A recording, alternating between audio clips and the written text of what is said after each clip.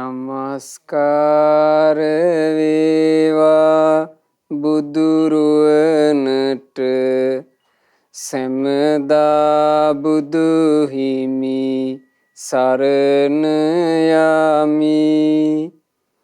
නමස්කාර වේවා ධම්රුවනට සැමදා සදහම් සරණ යමි.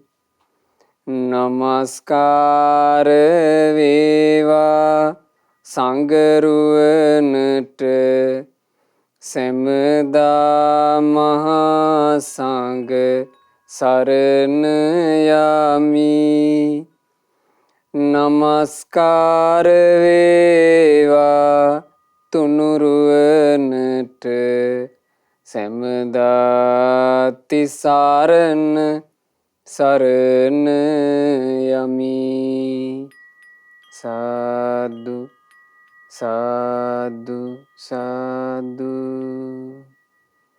අප හැම දිනාගේ කල්යාණ මිත්‍ර ගුරු දේවෝත්තම පරම පූජනීය පින්වත් ලොකු ස්වාමීන් වහන්සේ නිදුක්ව නිරෝගව දීර්ඝායුෂ සම්පන්නියම ලබත්වා. සාදු සාදු සාදු. පූජනීය ගරුතර මහා සංඝරත්නයන් අවසරයි. වාසනාවන්ත සදහැවත් පින්වතුනි, අදත් සුපින්බර අරුණෝදේම බුදුරජුන්ගේ සොඳුරු සද්ධර්මය අහන්නයි අපි මේ සූදානම. පින්වතුනි, ධර්මය මේ ලෝකේ එක එක්කෙනාට ශ්‍රවණය කරන්න අවස්ථාව ලැබෙනවා. මේ ධර්මය අහන්න ලැබෙනවා. දහම් පදයක් අහලා තමන්ගේ ලාභ සත්කාර වැඩි කරගන්න හිතන ඈයන්ටත් බණ අහන්න ලැබෙනවා. ඒ දහම් පද ඉගෙනගෙන තමන්ගේ උඩඟුකම වැඩි කරගන්න හිතන ඈයන්ටත් බණ ඇහෙනවා. දහම් පදයක් අහගෙන ඒකට ගරහන්න සූදානමින් ඉන්න ඈයන්ටත් බණ ඇහෙනවා. එක එක්කෙනාට බණ ඇහෙනවා. ඔය අතරේ නුවණැත්තෙකුට බණ පදය ඇහුනොත් කොහොම වෙයිද? නැනවතෙක් ධර්මය ඇහුවොත් ඒ නැනවතා කොහොම කටයුතු කරයිද?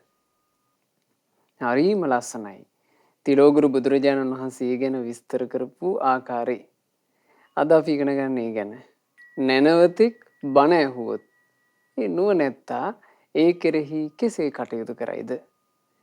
නුවණැත්තෙක් කටයුතු කරන ආකාරයෙන් මමත් කටයුතු කරනවා කියන හිත තබාගෙන අපි කවුරුත් මේ ධර්මයේ ශ්‍රවණය කරමු. අද දේශනාව වෙනුවෙන් දායකත්ව දරන්නේ 2022 පෙබරවාරි මාසයේ 10 වන දින අද දවසේ උපන්දිනය සමරන පින්වත් චිත්‍රා මාලනී පීරිස් මෑණියන් විසින් ඒ මෑණියන් හට නිදුක් නිරෝග සුවය පිණිසත් දීර්ඝායුෂ සම්පන්නිය පිණිසත් උතුම් ධර්මාවබෝධය පිණිසත් මේ ධර්ම දාණය ඒකාන්ත වශයෙන් හේතු වෙත්වා කියන අදහසිනුයි අද මේ උතුම් පින්කම මේ විදිහට සිද්ධ කරන්නේ. පින්වතුනේ, නැනවතුන් ගැන කතා කරනකොට මේ බුද්ධ ශාසනයේ බුදුරජුන්ගේ ශ්‍රාවක පිරිස අතරේ නුවණැත්තෝ කියලා අපි කතා කරනකොට අපිට નિરાයාසයෙන්ම හිතට නැගෙන්නේ කාවද? සාරිපුත්ත මහරහතන් වහන්සේ. ප්‍රඥාවන්තයන් අතර අග්‍රේසර මුනිඳුන්. අපගේ සාරිපුත්ත මහරහතන් වහන්සේ ගිහි කාලේ උපතිස්ස තරුණයා. බ්‍රාහ්මණ මහා සාර කුලේ උපන්නේ. ත්‍රිවේදයේ කෙල පැමිණිලා වාසය කරනකොට උපතිස්සගේ මිත්‍රයා කෝලිතත් සමග මේ දෙන්න කතා වුණා. මිත්‍රය, අපි මේ ජීවිතේ ගත කරනවා කියලා හොයනදී කිසි පළක් නැති එකක්. අපි ඒ නිසා අර්ථයක් හොයාගෙන යන්. ඒ දෙදෙනා අර්ථයක් සොයාගෙන යෑම පිණිස තමන්ගේ මහාසාර බ්‍රාහ්මණ කුලයේ තිබුණු සියලු දේපල ධන වස්තු අත්හැරියා. හිටපු මහා ඥාති සමූහය අත්හැරියා. අත්හැරලා ඍෂි පැවිද්දෝ විදිහට, දැන් ඒ කාලේ තිබුණු ක්‍රමනේ, පැවිද්දෝ විදිහට මේ නොයෙක් ආචාර්යවරු ළඟ ශිල්ප ශාස්ත්‍ර හැදෑරුවා. ඔහොම ශිල්ප හදාරමින් ඉන්නකොට පින්වතුන්ලා අහලා තිනවා රජගහ නුවර හිටියා සංජය කියලා එක ගුරුවරයෙක්. ওই ගුරුවරයා සමීපයේ උපතිස්ස කෝලිත තරුණියෝ දෙන්න ඒ ශිල්පය ඉගෙන ගන්නවා. ඉගෙන ගනිමින් ඉද්දි මේ ශිල්පේ කෙලවරටම ඉගෙන ගත්තා. අවසානයේ දෙන්නාම කතා වුණා මිත්‍රය අපේ ආචාර්යතුමාගේ ඉගැන්වීම මෙතනින් ඉවරයි. එතකොට අපේ ආචාර්යතුමා මේ උගන්වන ඉගැන්වීම තුල අපි හොයන දේ නැහැ. ඒ නිසා අපි මීට වඩා සැනසුමක් හොයාගෙන යා යුතුයි. ඒ නිසා මිත්‍රය අපි දෙන්න සැනසුම හොයාගෙන යමු. දෙන්න පාරවල් දෙකකින් යන්න. යම් කෙනෙකුට මුලින්ම මේ සැනසුම හමු වුණාද ඒ කෙනා අනිවාර්යයෙන්ම ඇවිල්ලා අනිත් කෙනාට දැනුවත් කරමු. දැන් කතා වුණා. මේ නුවණැත්තෝනේ ඒකනේ මෙතන සැනසුම නැහැ කියලා අහුවෙන්නේ. නුවණ නිසා. ඉතින් හොයාගෙන ගියා. ඒ හොයාගෙන යනකොට රජගහ නුවර අස්සජී මහරහතන් වහන්සේ පිණ්ඩපාති වඩිනවා. පිණ්ඩපාති වඩිනවා දැක්ක ගමන් නුවණැති උපතිස්ස තරුණයාගේ හිත පැහැදුනා. කල්පනා කළා එකත් එකටම මේනම් යම් සුදූරු දහමක් යම් සුන්දර දෙයක් අවබෝධ කරපු මුනිවරයෙක්මයි. මේ උත්තමයන් වහන්සේ ළඟ සැනසුම තියෙන්න ඕන. මම මේ උත්තමයන්ගෙන් සැනසුම ගැන අහගන්න ඕන. එහෙම හිතුවා. එහෙම හිතලා අස්සජී මහතෙරුන් වහන්සේ පිණ්ඩපාතයේ පිනිස රුක් සෙවණකට එළඹෙනකන් හිටියා. පිණ්ඩපාතේ වළඳලා ඉවරුණාට පස්සේ උපතිස්ස තරුණයා අස්සජී මහරහතන් වහන්සේ ළඟට ගිහින් ඇහුවානේ ස්වාමීනි ඔබ වහන්සේ යම් ධර්මයක් අවබෝධ කළා නම් ඔබ වහන්සේ යම් වැටහීමකින් ඉන්නවා නම් මමත් කැමතියි ඒක අහගන්න. ස්වාමීනි මට මේ බණපදේ කියා දෙන්න. එතකොට අස්සජී මහරහතන් වහන්සේ උපතිස්ස තරුණයාට එකම එක බණපදයක් කියලා දුන්නානේ.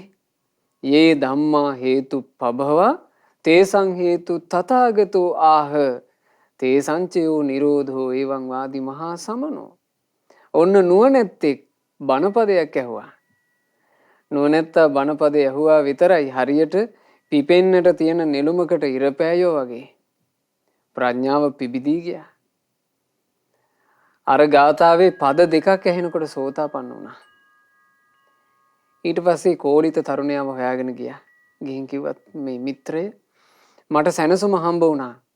සැනසිලිදායකයන් වහන්සේ හොයාගෙන යන්. ඔන්න උපතිස්ස කෝලිත තරුණයෝ දෙන්නත් තව 250ක් තරුණයෝත් භාග්‍යවත් බුදුරජාණන් වහන්සේ ළඟට පැමිණිලා ගෞතම සාසනය පැවිදි වුණා. පැවිදිලා ඊටාම කෙටි කලකින් උපතිස්ස තෙරුන් වහන්සේ සාරිපුත්ත මහරහතන් වහන්සේ බවට පත් වුණා. කෝලිත තෙරුන් වහන්සේ මහා මොග්ගල්ලාන මහරහතන් වහන්සේ බවට පත් වුණා. අපේ සාරිපුත්ත මහරහතන් වහන්සේ බුදුරජාණන් වහන්සේගෙන් බොහෝ ප්‍රශංසාවන්ට බඳුන් වුණා. බුද්ධ ශාසනයේ අග්‍ර ශ්‍රාවක পদවි ලැබුවා. එහෙව් සාරිපුත්ත මහරහතන් වහන්සේ හැම දවසකම රාත්‍රිය ගත කරන ආකාරය හරි විස්මයජනකයි. සාරිපුත්ත මහරහතන් වහන්සේ යම් විහාරයක වැඩ ඉන්නවද ඒ විහාරයේ තිලෝගුරු බුදුරජාණන් වහන්සේ වැඩ ඉන්නවා නම් හැම රාත්‍රියකම භාග්‍යතුන් වහන්සේට වන්දනාමාන කරලා උපස්ථාන දක්වනවා. ඒ විහාරෙම අස්සජී මහරහතන් වහන්සේ වැඩ ඉන්නවා නම් ඒ මහරහතන් වහන්සේටත් වන්දනාමාන කරලා උපස්ථාන දක්වනවා. ඊට පස්සේ තමයි විවේක ගන්නෙ. යම් විහාරයක බුදුරජාණන් වහන්සේ වැඩ සිටින්නේ නැත්නම් ඒත් අස්සජී මහරහතන් වහන්සේ වැඩ ඉන්නවනම් අස්සජී මහරහතන් වහන්සේට උපස්ථාන දක්වලා තමයි සාරිපුත්ත මහරහතන් වහන්සේ විවේක ගන්නෙ. යම් විහාරයක භාග්‍යවත් බුදුරජාණන් වහන්සේත් නැතිනම් අස්සජී මහරහතන් වහන්සේත් නැතිනම් සාරිපුත්ත මහරහතන් වහන්සේ ඒ වෙහෙරේදී සැතපෙන්නේ අස්සජී මහරහතන් වහන්සේ වැඩ ඉන්න දිශාව බලලා ඒ දිශාවට වැඳ නමස්කාර කරලයි. භික්ෂුන් වහන්සේලාට දකින්න ලැබුණා හැම රාත්‍රියකම සාරිපුත්ත මහරහතන් වහන්සේ කුටියේ ඉඳලා එක දිශාවකට වඳිනවා. භික්ෂුන් අතරේ ඕකේ කසුකුසුවක් ගියා. ඒ මොකද දිශාවකට වඳින්නේ? දිසා වන්දනා කරනවා කියන එක මේ බුද්ධ ශාසනයට අයිති එකක් නෙවෙයිනේ. දිසා වන්දනාව බ්‍රාහ්මණ කුලයට අයිති එකක්. බ්‍රාහ්මණයන්ට. එකත් එකටම අපේ මේ සාරිපුත්තයන් වහන්සේ මේ බුද්ධ ශාසනයේ පැවිද්ද ලැබුවට අර බ්‍රාහ්මණ ගතිය අතාරින්න බැරි වෙලා ඒකයි ඔය දිසා වඳින්නේ. හපොයි ශාසනයේ අග්‍ර ශ්‍රාවකයා වෙලා තාම පරණේව පුරුදු කරනවා කියන්නේ හොඳ නෑ. මේක නම් පැමිණිලි කරන්න ඕන කියලා භාග්‍යවත් බුදුරජාණන් වහන්සේට පැමිණිලි කළා. බුදුරජාණන් වහන්සේලාගේ ස්වභාවය පින්වතුනි හරි පුදුම සහගතයි. තථාගතයන් වහන්සේ කරුණු දැනමත් ඒ ශ්‍රාවක භික්ෂුවගේ ගුණ ඉස්මතු කරන්නට ඒ භික්ෂුව කැඳවලා මහනවා. සාරිපුත්ත මහරහතන් වහන්සේ කැඳෙව්වා. කැඳවලා අහනවා සාරිපුත්තය නුඹට පැමිණිල්ලක් තියෙනවා. මේ භික්ෂුන් කියනවා තාමත් නුඹ දිසා වඳිනවායි කියලා. ඇත්තද සාරිපුත්තේ මේ කියන්නේ දිසා වන්දනාවක් පටන්ගෙනය කියලා? ස්වාමීනි භාග්‍යතුන් වහන්සේ මේ භික්ෂුන් කියන සෙයින්ම මා දිසා වඳින්නෙමි. සාරිපුත්තය නුඹ ඒ වඳිනා දිසාව කුමක්ද? ස්වාමීනි භාග්‍යතුන් වහන්සේ මම යම් දහම් පදයක් මුලින්ම ශ්‍රවණය කළාද ඒ මුල්ම දහම් පදේ මට කියා දීපු මාගේ ආචාර්යවරයා මාගේ කල්යාණ මිත්‍රයා අස්සජී මහා තෙරුන් වහන්සේ යම් දිසාවක වැඩ ඉන්නවද ආන්ගේ උත්තමයන් වහන්සේ වැඩ ඉන්න දිසාව බලලයි මං ඒ උත්තමයාට වඳින්නේ. බුදුරජාණන් වහන්සේගේ සිරි සම්බුදු මුව මඩලින් සාදුකාර පැවැත්තුණා. සාදු සාදු සාරිපුත්තේනි නුඹ සත්පුරුෂයෙක් නුඹ සත්පුරුෂයෙක් කියලා. සත්පුරුෂ නුවණැත්තෙක් ධර්මයේ ශ්‍රවණය කළොත් සත්පුරුෂ නුවණැත්තෙක්ගේ සවනට දහම් පදයක් වැකුණොත් ඒ කෙනා කෙසේ කටයුතු කරයිද කියන එක බුදුරජාණන් වහන්සේ අන්නේ මොහොතේ අර සියලු භික්ෂුන් වහන්සේලාට අනුග්‍රහ පිණිස දේශනා කළා. මේ විදිහට මේ ගාථා ඊටාම සුන්දරයි. පින්වතුන්ලාටත් ගාථා තිරේ දර්ශනය වෙනවා. අපි මේ ගාථා සජ්ජායනා කරමු. යම්හා ධම්මං විජානීය සම්මා සම්බුද්ධ දේශිතං සක්කච්ඡං තං නමස්සෙය්‍ය අග්ගිහුත්තං බ්‍රාහ්මනෝ සම්මා සම්බුදු රජුන් දේශන ලද ඒ දහම් යම් කෙනෙකුගෙන් මෙනවින් අසා දැනගත් විට සකස් කොටමයි ඔහු වැඳිය යුත්තේ බමුණෙක් ගින්න පුදන විලසින්. බමුණෙක් ගින්නකට වඳිනවා වගේ නෙනවතෙකුට බණපදේ අහන්ට ලැබුණොත් ඒ නෙනවතා බණපදේ කියපු කෙනාට වඳිනවා. මතක තියාගන්න මේවා. දහම් පදයක් අහනකොට ඒ දහම් පදේ අපට කියා දීපු උත්තමයාට අපි කෙසේ ගරු කළ යුතුද? එසේ ගරු කිරීමෙන්මයි ධර්මයෙන් අර්ථයක් සලසා ගන්න පුළුවන් වෙන්නේ. මේ පින්වතුනි අර්ථයක් සලසාගත් උත්තමයෝ සාරිපුත්ත මහරහතන් වහන්සේ නිවනේ සැනසුණා. මේ නිවනේ සැනසිච්ච උත්තමයා කොයි විදිහටද කටයුතු කළේ? ආන්ගේ ගැනයි මේ ඉගෙන ගන්නේ. බ්‍රාහ්මණයෝ ගින්න පුදන්නේ දිවි හිමියෙන්. ওই ගිනි පුදන බ්‍රාහ්මණවරු දැන් නම් ඒ ප්‍රතිපදා වෙනස් වෙලා ඇති. අතීතයේ ගිනි පුදන බ්‍රාහ්මණවරු යම් තැනකට ගිහිල්ලා විවේක තැනක ගින්නක් දැල්ව ගන්නවා. ඒ ගින්න අඛණ්ඩව මුළු ජීවිත කාලේ දැල්වනවනේ. ඒ ගින්න වෙනුවෙන් කැප වෙනවා. ගින්න නිවෙන්න දෙන්නේ නැහැ. කොච්චර සීතල කාලෙකවත් ඒ ගින්න නිවෙන්න දෙන්නේ නැහැ. ගින්නට වැඳ ගින්නම පුදනවා. ඔය වගේ පළමු දහම් පදේ කියා දීපු උත්තමයාව නැනවතා පුදන්නේ. බුදුරජාණන් වහන්සේ වදාලා මෙහෙම. යස්මාහි ධම්මං පුරිසෝ විජඤ්ඤා ඉන්දං වනං දේවතා පූජයෙය්‍ය සෝ පූජිතෝ තස්මින් පසන්න චිත්තෝ බහුසුතෝ පාතු කරෝති ධම්මං නෙනවත්නු කෙනෙක් ලොවේ ඉගෙන ගනී නම් සදහම් සක් දෙවිඳුව පුදන ලෙසින් හේ සදහම් ගුරුන් පුදයි බොහෝ දහම් දැනුමින් යුතු පිදුම් ලබන ගුරුවරයා පහන් සිතින් යුතුව ඔහුට මතු කර දෙයි සද්ධර්මය. බලන ඥානවන්තයෙක් ධර්ම ඉගෙන ගත්තොත් ඒ ඥානවන්තයා දහම් පදේ කියා දීපු ගුරුවරයාට හරියට දෙවිවරු සක්දෙවිඳුට වඳිනවා වගේ වන්දනා කරනවා. ඒ ගුරුවරයාට එසේ වඳිනවා නම් ධර්මයට කොච්චර ගරු කරනවද? දහම් ගුරුවරයාව සක්දෙවිඳුන්ව පුදනා ලෙසින් පුදනවා කියනවා. දෙවිවරු සක්දෙවිඳුට වඳින්නේ යම්සේද ඒ වගේ දහම් ගුරුවරයාව පුදනවා කවුද? නැනවතා. නැනවතා එහෙමයි. එතකොට මේ නැනවතා කෙරෙහි තව තවත් පැහැදී යනවා දහම් දැනුමින් යුක්ත ගුරුවරයා. ඒ ගුරුවරයා යලි යලිත් පිරිසිදු සද්ධර්මයේම මතු කර කර දිනවා. මේ තමයි රැකවරණේ. ඉතින් ඒ නිසා මේ ගුරුවරයා පුදනවා කියන එක, වැඩිහිටියා පුදනවා කියන එක ආර්ය සංස්කෘතියක එකක්. අද කාලේ ගත්තොත් එහෙම ආර්ය සංස්කෘතියට පයින් ගහගෙන බටහිර සංස්කෘතිය වැළඳ ගන්න හදනකොට අර ගුරුන් පිදීම, වැඩිහිටියෝ පිදීම, මව්පියෝ පිදීම මේවා නිකන් ඕනේ නැති දේවල් වගේ හැලු කරන්නේ නැද්ද? අසත්පුරුෂ ගොඩට පයින්නවා. අසත්පුරුෂ ගොඩට පයින් ආස කරනවා. එව්වම ඉස්මතු කරනවා.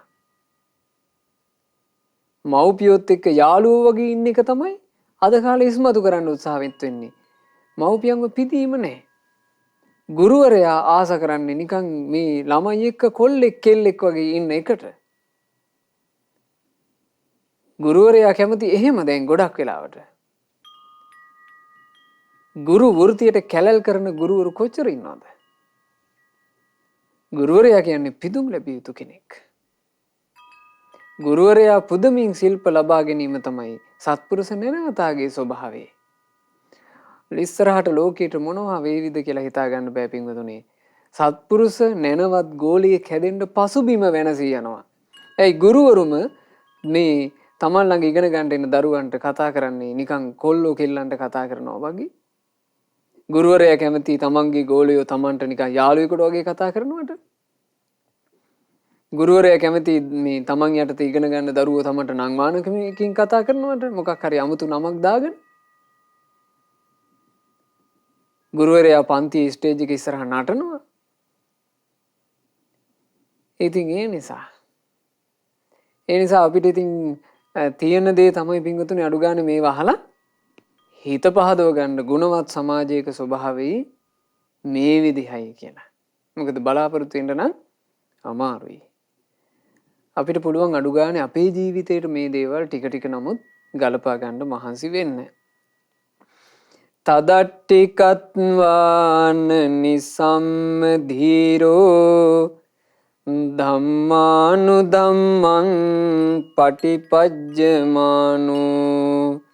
විඤ්ඤූ විභාවී නිපුනෝච හෝති යෝතාදිසං භජතේ අප්පමත්තු නොපමාවී කෙනෙක් බඳු දහම් ගුරුන් ඇසුරු කළොත් හොඳින් සවන් යුග යොමු කොට සිරිසදහම් බණ ඇසුවොත් නුවණැති හේ පිළිපදිනා විට අසනා දහම් අනුව වහ වැටහෙන සියුම් නුවණ ඇති කෙනෙකුන් බවට පත් වෙයි. යම් කිසි කෙනෙක් තමන්ගේ දහම් ගුරුවරයාව පුද ඇසුරු කරනවා නම් ඒ පිදීමට ප්‍රමාද නොවි. ඒ කෙනාට පුළුවන් ගුරුවරයා කෙරෙහි තියෙන ගෞරවය නිසාම හොඳට සවන් යුගයම මාගෙන අර ධර්මය අහන්න.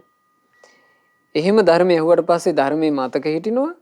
ඒ මතකයෙන් පුළුවන් ඒ කෙනාට තමන්ගේ ජීවිතේ ධර්මයට අනුව ගත කරන්නනේ. ඒකට අනුව පිළිපදින්න පුළුවන්. එතකොට එයාට මොකද්ද වෙන්නේ?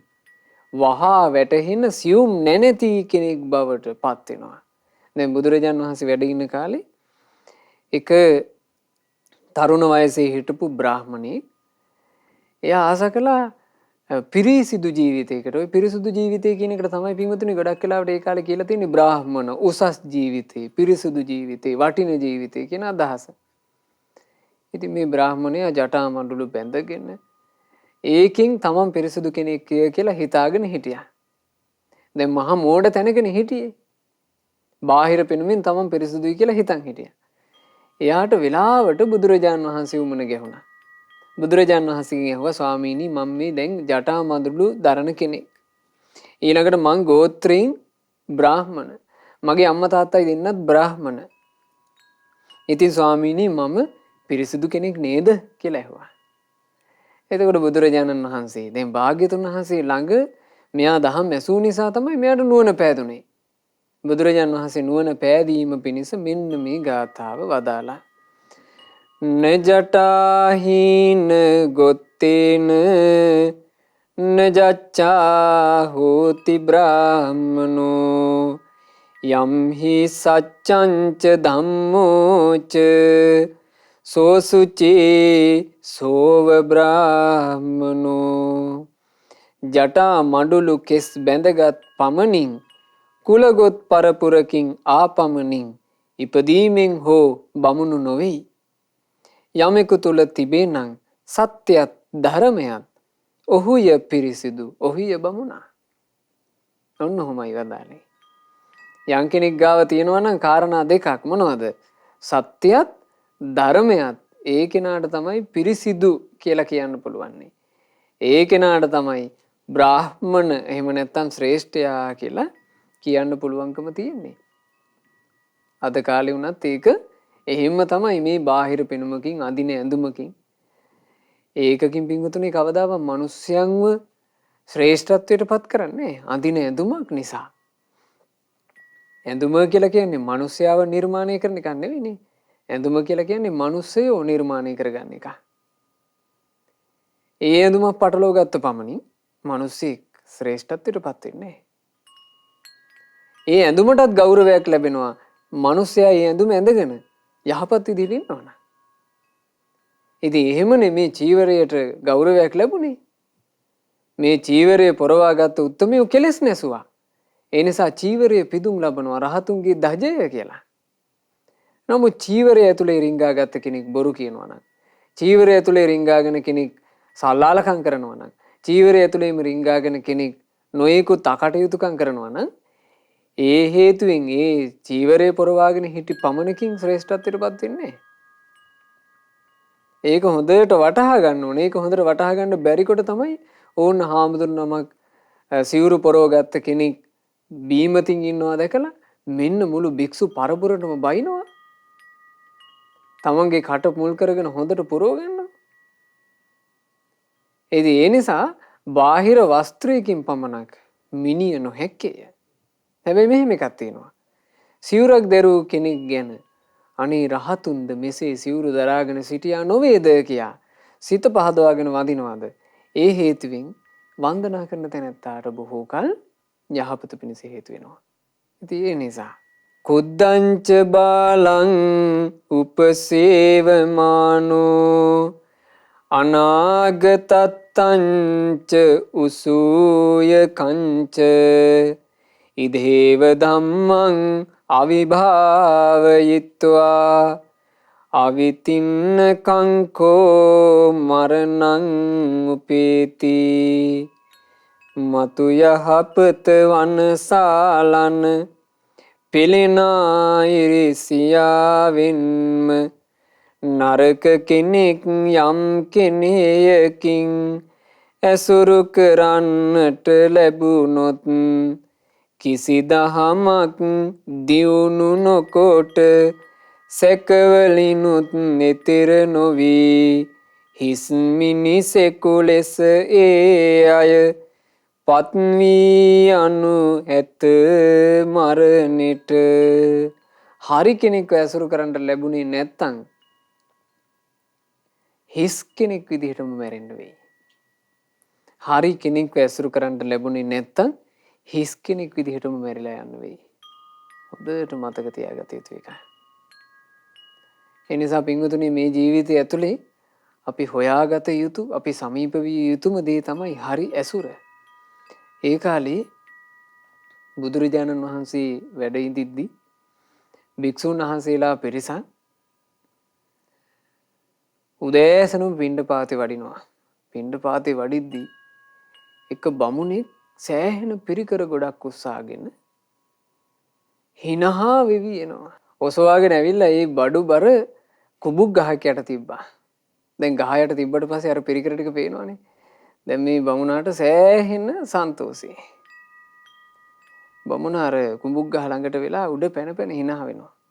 භික්ෂුන් වහන්සේලා මේ වෙලාවේ පිණ්ඩපාතේ වඩිනවා. භික්ෂුන් වහන්සේලා දැනගත්තා මේ බමුණයි මේ hina වෙන්නේ. මෙයාට ලැබිලා මිනිස්සුන්ගෙන් පිරිකර ගොඩක්. සතුට.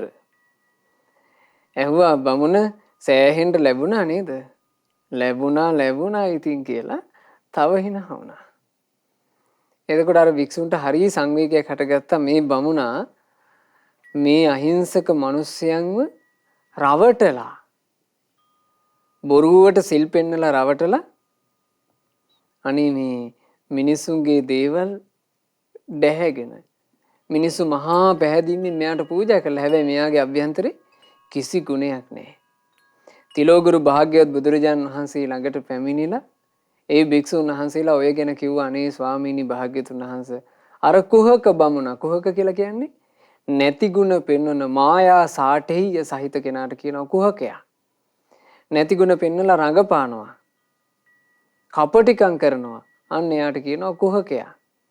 මේ කුහක බ්‍රාහ්මණයා අර මිනිසුන්ව රවටලා මෙහෙම එකක් වුණානේ කියලා බුදුරජාණන් වහන්සේ අන්න ඒ වෙලාවේ ওই කුහකකම ගැන මේන්න මෙහෙම වදාලා කිංතේ ජටාහි දුම්මේද කිංතේ අජින සාටියා අබ්බන්තරං තේගහනං බාහිරං පරිමජ්ජසි ඉම්බානුවනය කුමන ඵලයක්ද ඔබ හට ජටා මඩුළු කෙස් බැඳීමෙන් කුමන ඵලයක්ද ඔබ හට ඔය අඳුන් දිවි සම්දැරීමෙන් ඔබේ ඇතුළත පිරී ඇත කෙලෙසුන් බාහිරින් නම් සිටී පෙනුමට.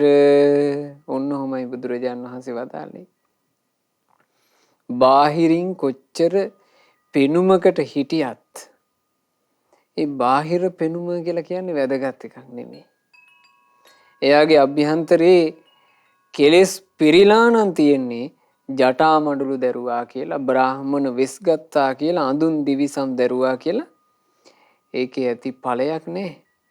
ඉතින් කෙනෙකුට ඇසුරු කරන්න ලැබුණොත් එහෙම මේ වගේ කෙනෙක්ව දැන් අද එහෙම නැද්ද? රහතන් වහන්සේලාය කියලා කියාගෙන ඉන්නවා.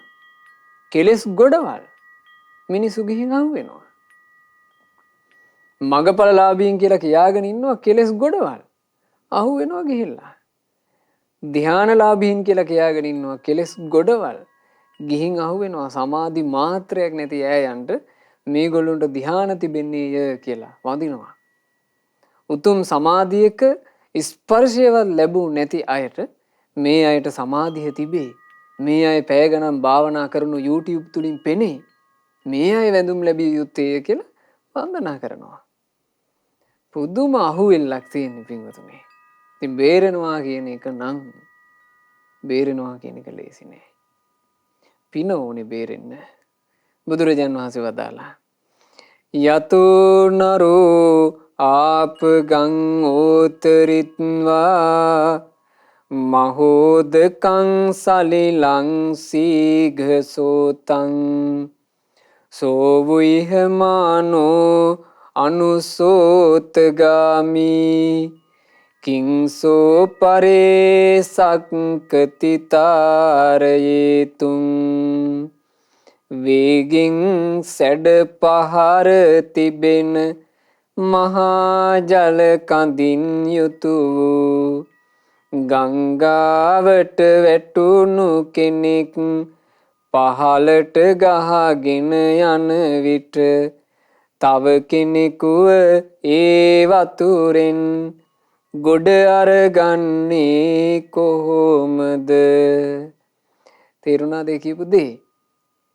කෙනෙක් මහා සැඩ පහරකට වැටිලා ගහගෙන යමින් නම් ඉන්නේ තමන් ගොඩට එන්නේ නැතුව තව කෙනෙක්ව කොහොමනම් ගොඩ අරගන්නටද?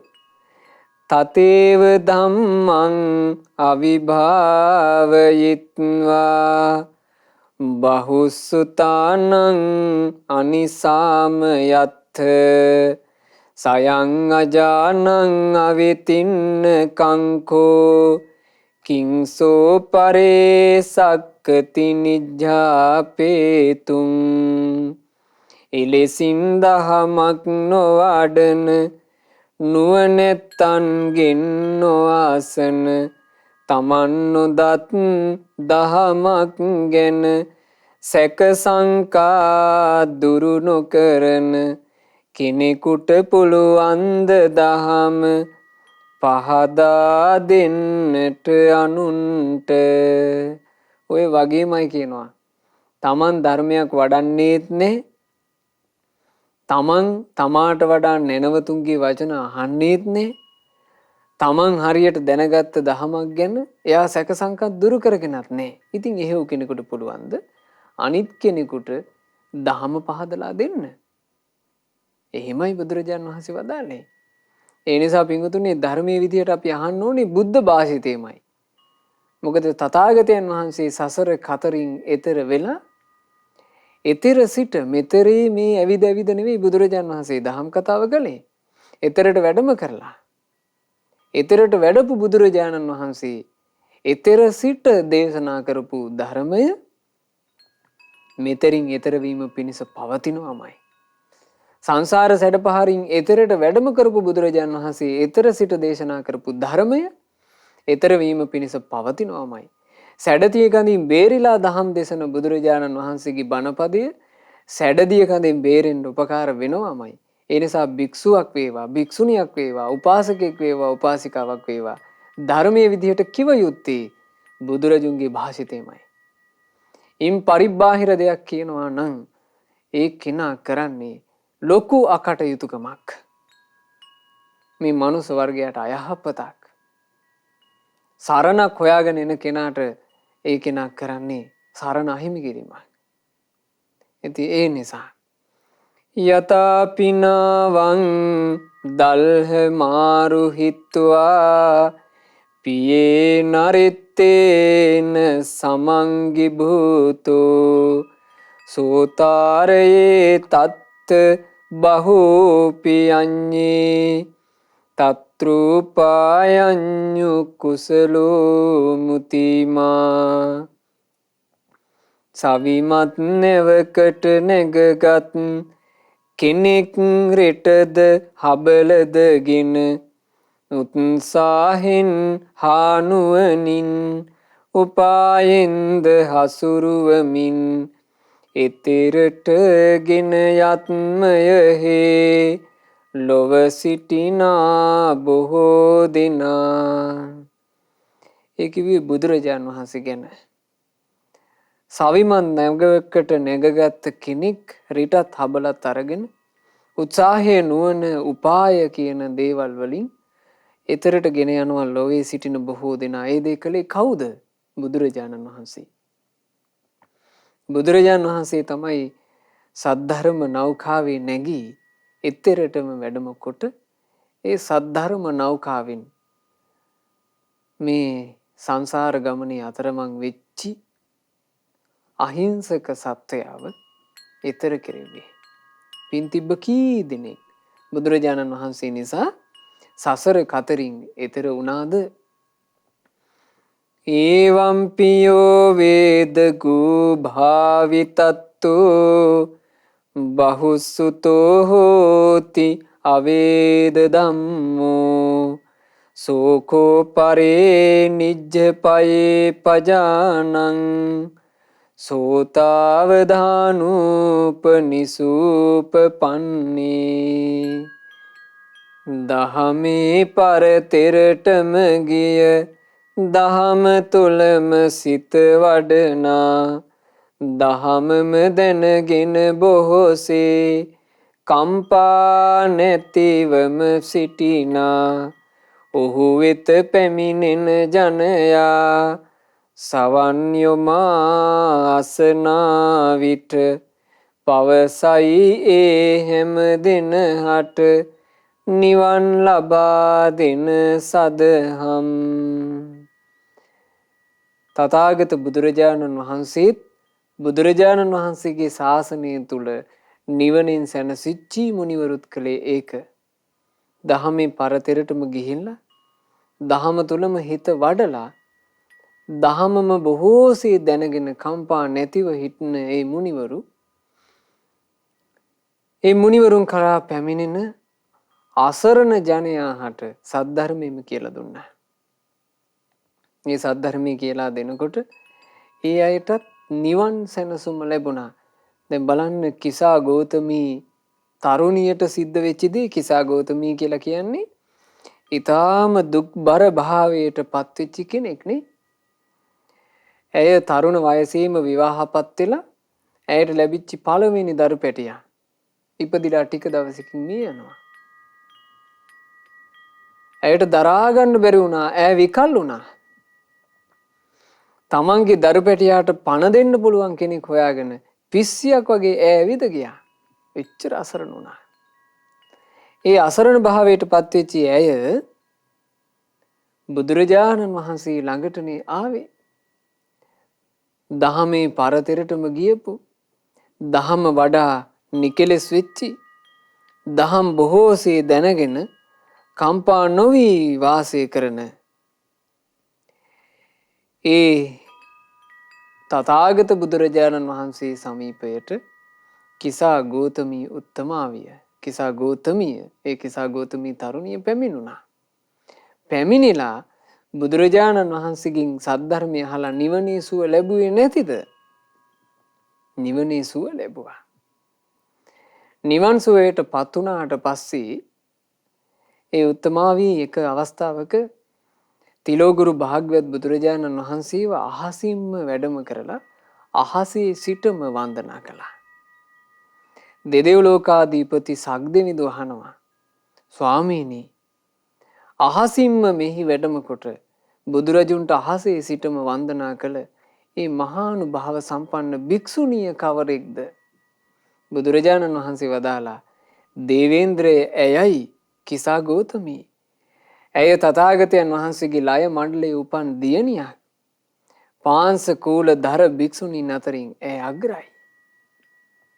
බුදුරජාණන් වහන්සේ එසේ වදාරලා කිසා ගෞතමී උත්තමාවිය ආරම්භයා මේ ගාථාව දේශනා කළා.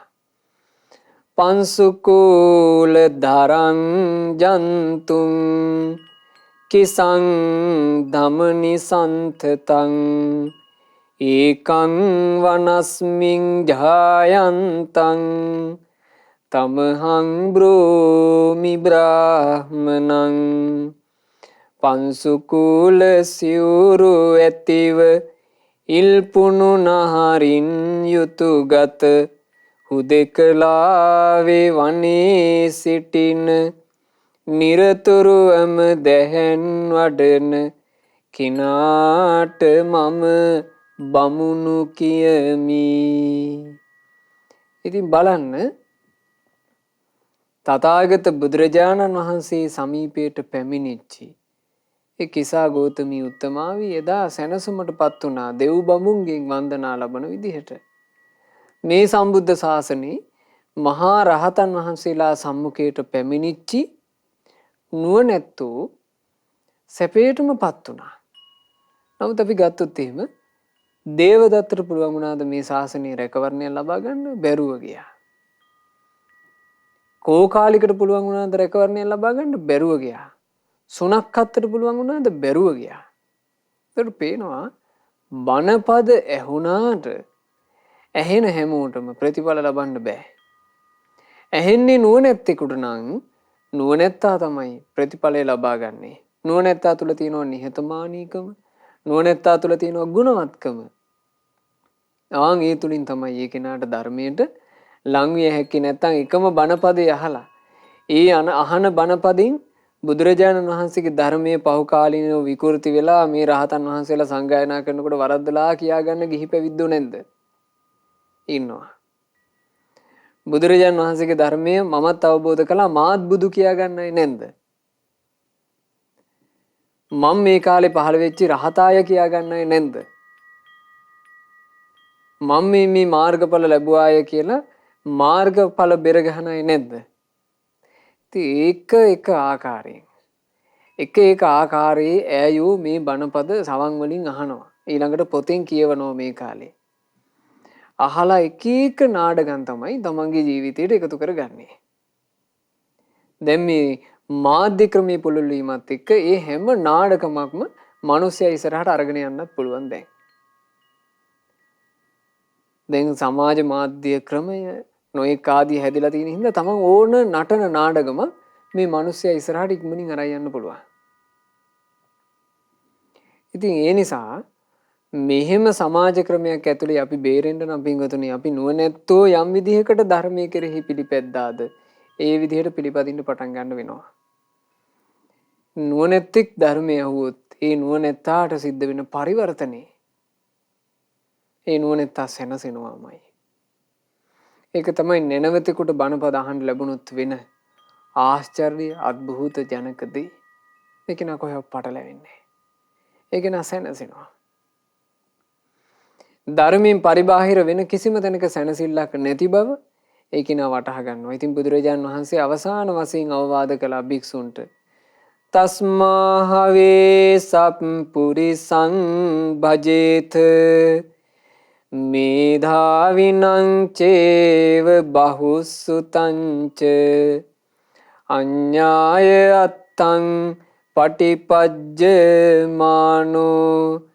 විඤ්ඤාත ධම්මෝසෝ සුඛං ලභේත. සැබවින් මේ කරුණ නිසා බොහෝ දහම් දැනගෙන ඇති මනානුවන ඇති යහපත් උත්තම සදහම් ගුරුන්ව නිතර ඇසුරු කළ යුතුමයි. එවිට උතුම් ධර්මය දැන ඒ සදහම් පිළිපැදගෙන අවබෝධයකින් යුතු වී ලෞතුරු සැප ලබන්නේය. ඕන හොමයි බුදුරජාණන් වහන්සේ දේශනා කළේ. ඒ නිසා ඇසුරු කරන්ට කියනවා තමන්ට අර්ථයෙන් ධර්මයෙන් අනුශාසනා ලබා දිය හැකි සත්පුරුෂයෙක්, නුවණැත්තෙක්, හොඳට දහම් දැනුම තියෙන කෙනෙක්. කාවද ඇසුරු කරන්න ඕනේ? තමන්ගේ මතවාද කියන කෙනෙක් නෙවෙයි, දහම් දැනුම තියෙන කෙනෙක්. බහුශ්‍රෘත කියලා කියන්නේ ධර්මයේ බොහෝ ඇසූ පිරූ තැන් තියෙන කෙනෙක්. එහෙම නැතුව මේ තමන්ට වැටහෙන විදිහ, මේ මට තේරෙන විදිහ මම මේ ගැඹුරට කියන්නේ ඔහෙලට තේරෙන්නේ නැති වෙන්න පුළුවන්. හොඳට අහගෙන ඉන්න ඕනේ. එහෙම කියාගෙන නිකන් මේ මිනිස්යාව අල්ලේ නටවන්න උත්සාහ කරන ඈයන්ව නෙවෙයි ඇසුරු කළ යුත්තේ. ඇසුරු කළ යුත්තේ බහුශ්‍රෘත කෙනෙක්ව. මොකද ගිහි කෙනෙකුට මේක හොඳට තේරුම් ගන්න පුළුවන් වෙන්න ඕන. තමන්ට ධර්මයේ ඉගෙන ගන්න, තමන්ට දහම් පොතපත පරිශීලනය කරන්න විවේකීමදි වැඩ ගොඩක් තියෙනවා. ඒ අතරේ පැවිද්දන්ගෙන් ඇයි ධර්මයේ ශ්‍රවණය කරන්නේ? උත්තමයන් වහන්සේලාට හොඳට විවේකී තියෙනවා ධර්මයේ ඉගෙන ගැනීම පිණිස. ඒ ධර්ම ඉගෙන ගත්ත බොහෝ ඇසූ පිරූ තැන් තියෙන උත්තමයෙකුමයි ඇසුරු කරන්න ඕනේ, බහුශ්‍රෘත කෙනෙක්ව. හැම තිස්සෙම මේ උත්තමයන් වහන්සේගෙන් අහන්න ඕන. අපි හිතමු කවුරු හරි මොකක් හරි භාසිතයක් කිව්වහම මේකට හිත පැහැදුණා, අහන්න ඕන. ස්වාමීනි ඕක බුදුරජාණන් වහන්සේ කොයි දේශනාවේදී කොතනදීද වදාළේ? මූලික දේශනාවේ ඔක කොතෙන්ද අයිති? අහන්න ඕන. එතකොට දේශනාවේ මෙතන මේක තියෙනවා කියලා කියනවා නම් ඔන්න ඒ ගිහි කෙනාට පුළුවන් ඒ තැන තියෙනවාද කියලා ඒ තැන විතරක් විශේෂයෙන් හොයලා බලන්න. එතකොට පේනවා තියෙනවා නම්. අන්න එතකොට ඒ කාරණේ හොඳට ජීවිතේට සම්බන්ධ කරගන්න ඕන. මෙහෙම ධර්මීය පරිශීලනය කරන්න කෙනෙක් හුරුුනේ නැත්තම්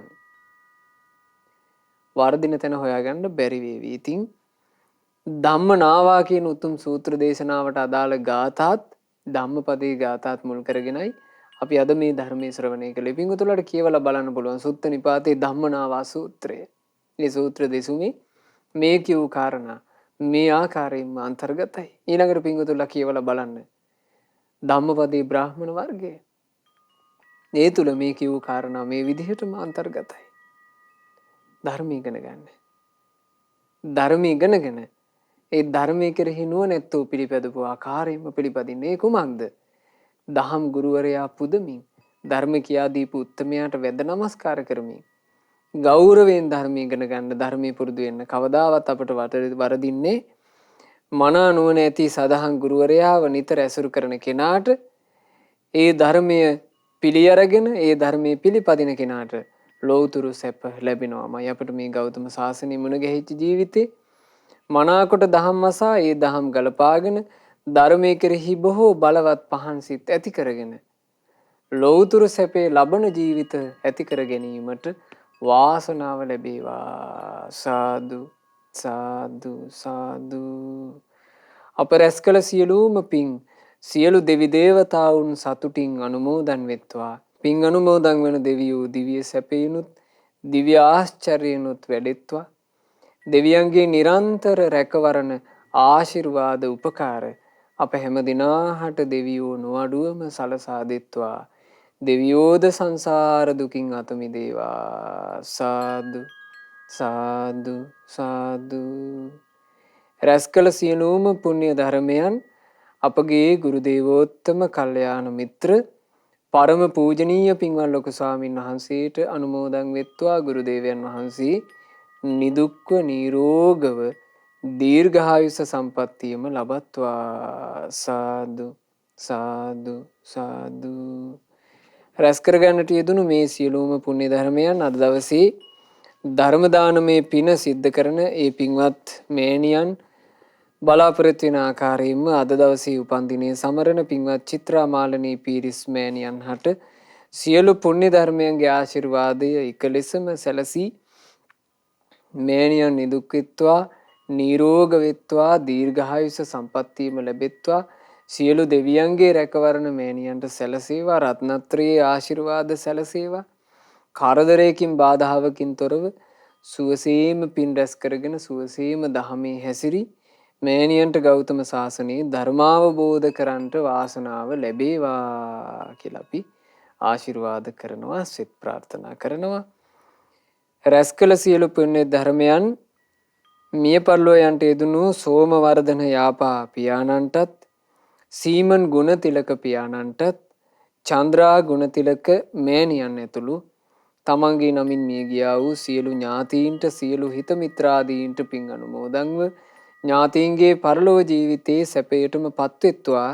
අපගේ ඥාතීන් ඉක්මන් භවයකදීම සංසාර දුකින් අත මිදේවා කියන ප්‍රාර්ථනාවෙන් ඥාතීන්ට පින් අනුමෝදනා සිදු කරන්න. රැස් කළා වූ සියලු පින් අද ධර්ම දානයන් සිදු කරන පින්වත් චිත්‍රා මාලනී පීරිස් මෑණියන්ගේ සුජීවත්ව සිටින දූදරු මුණුපුරු මිනිපිරියන් සියලු දෙනාට අනුමෝදන්ව මේ පින ඒ සියලු දෙනාට ආශිර්වාදයක් වෙත්වා. ඒ දායකත්වයේ දරූ පින්වත් මෑණියන්ගේ පවුලේ සියලු දෙනාට මේ සියලු පුණ්‍ය ධර්මයේ අනුමෝදන් වෙත්වා. සියලු දෙනාගේ ජීවිත නිදුක් නිරෝග සුවයෙන් දීර්ඝායුෂ සම්පන්නියෙන් සැපවත් වෙත්වා. කරන කියන රැකිරක්ෂා ව්‍යාපාරාදී සෑම සියලු දේ දියුණුවටපත් වෙත්වා. ඒ දූදරු මුණුපුරු මිනිපිරියන්ගේ අධ්‍යාපන කටයුතු වේ නම් සියල්ල දියුණුවටමපත් වෙත්වා. ජීවිතයට පෙනෙන නොපෙනෙන යම් මේ කරදර බාධා වේ නම් සියල්ල දුරු වී සුවසේ සැනසෙල්ලේ ජීවිත ගත කරන්නට අවකාශ සැදෙත්වා. මේ ගෞතම සාසනයේ කලන මිතුරු ඇසුර තවදුරටත් සුවසේම ලැබමින් පින් කර ගන්නත් ධර්මයේ හැසිරෙන්නත් අවකාශ සැදෙත්වා. ශ්‍රද්ධා මාසික ධර්ම දාන සමාජික පින්වත් හැම දිනාටත් ශ්‍රද්ධා කාර්ය මණ්ඩලයේ සියලු දෙනාටත් සුපින්වත් ඔබටත් ගෞතම සසුන තුලම උතුම් චතුරාර්ය සත්‍ය ධර්මය සුවසේම අවබෝධ කරගන්නට වාසනාව ලැබේවා. හැම දිනාට තෙරුවන් සරණයි. නමෝ බුද්ධාය. මෙවැනි වටිනා ධර්මදේශනා ශ්‍රවණය කිරීමට ශ්‍රද්ධා ඩේලි YouTube චැනලය සබස්ක්‍රයිබ් කරන්න.